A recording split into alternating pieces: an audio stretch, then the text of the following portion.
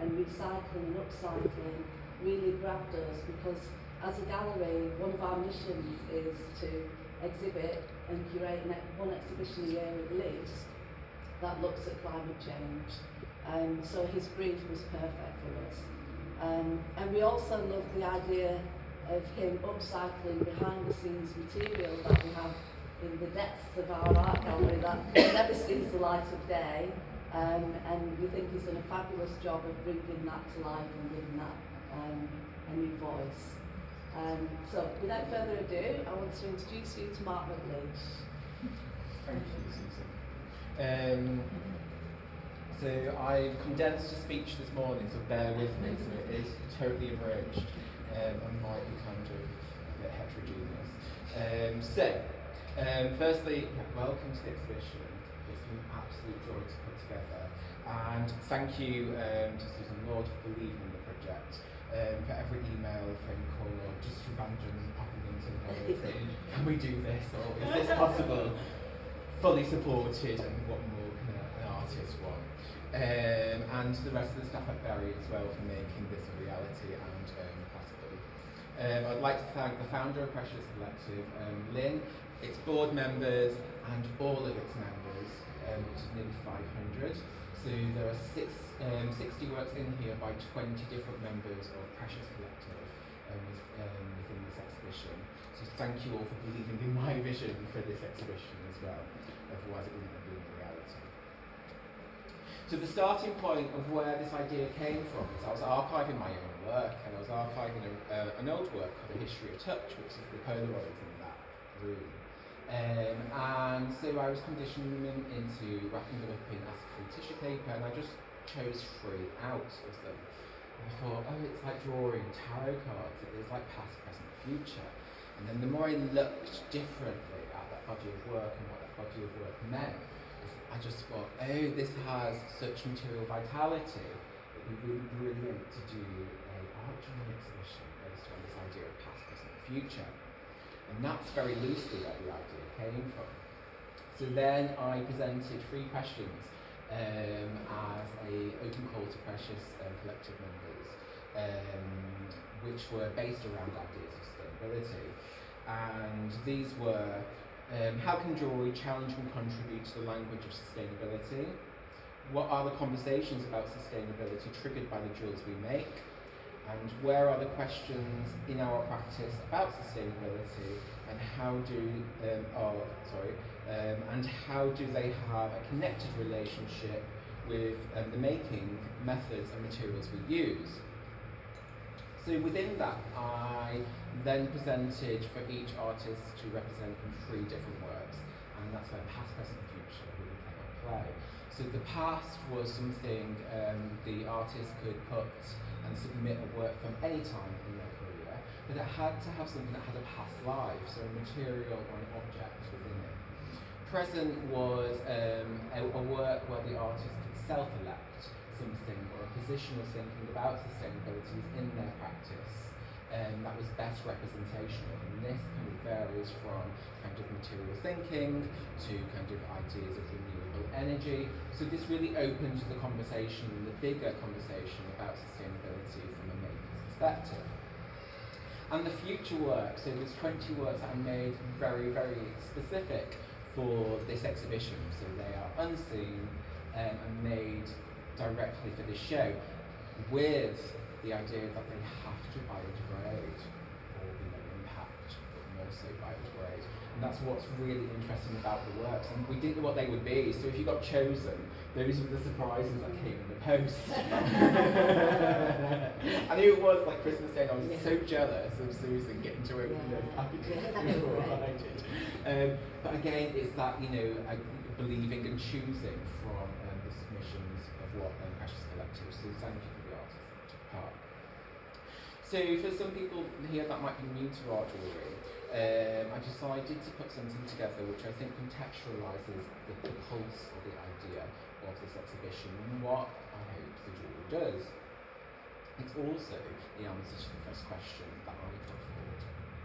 So jewellery is unapologetically confusing.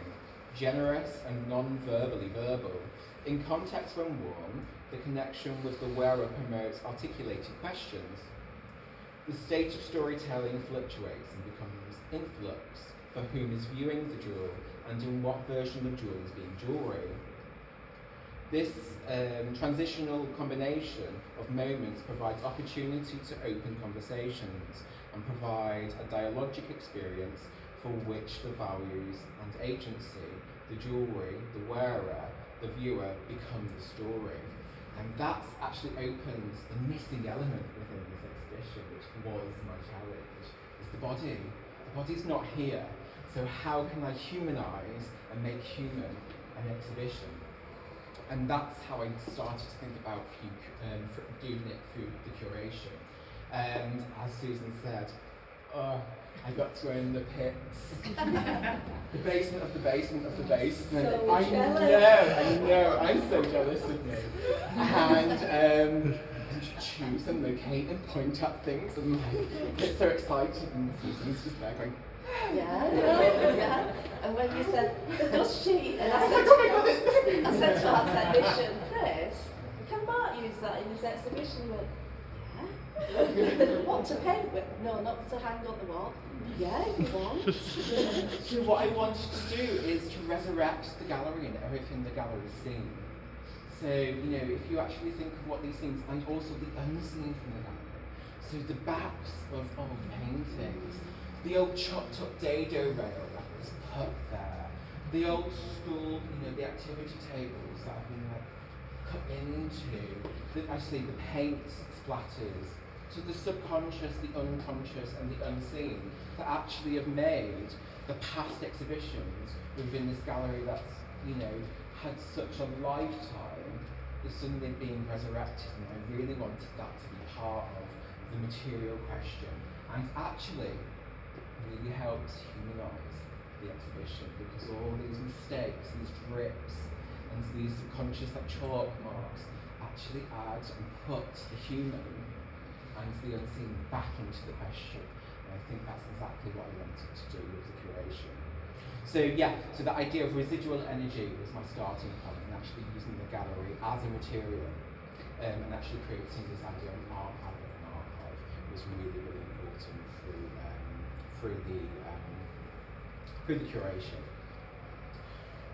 When selecting the work, the kind of why and how I chose the work was, I'm a massive fan of making as thinking, and all the work is chosen because of how it's made or how you approach this idea of making, and that is its intellectual value. And it was so difficult to make the choice. So any exhibiting artist that's here, congratulations. It was a really, really difficult, hard choice to make. But that's how I chose it. And actually, what's really fantastic when you look around the room, and also what you then realise is, so there is 60 works by 20 artists, 8 countries are represented from around the world. It's this global perspective on sustainability, but also making. Because then you have these really great conversations of, how is somebody making in Mexico? They're naturally drawn to different materials. So if I say use a found object, that's completely different to bringing Manchester and my shoe bottom collection of what I would have gone to. So those are automatically became really interesting. And the additional piece of research was how the artist answered those questions. And thank you so much for that generosity, because it's created endless conversation for me and Susan. And actually, there's edited versions in the info booklets that go around. It was really unexpected and a really nice, pleasant experience. So the materiality is hopefully the thing that shines through and is celebrated. And actually, I'm biased, admittedly, but I think jewellers do it best in terms of this idea of, because jewellery is non-binary for material, and that's what I love about it, is actually, how jewellers think with material is, I think, is something unmatched throughout all the kind of artistic practices. Again, I'm biased. So the hopes and ambitions for the show.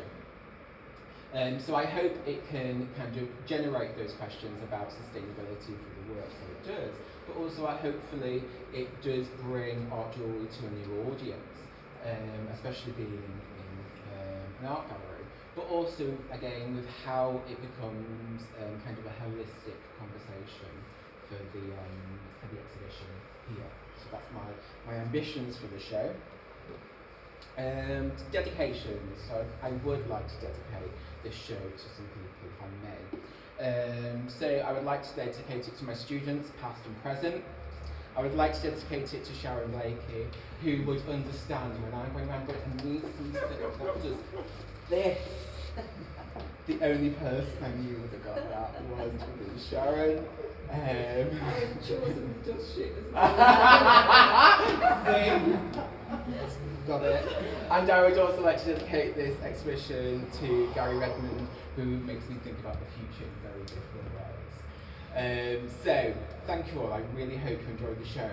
Please come and talk to me. And, introduce yourselves. Thank you, and please, if you've got this on social media, please tag Berry Art Gallery, Precious Collective, and I'd love to hear you. There's a feedback thing here as well, so I'm encouraged by the gallery to promote that. Thank you guys.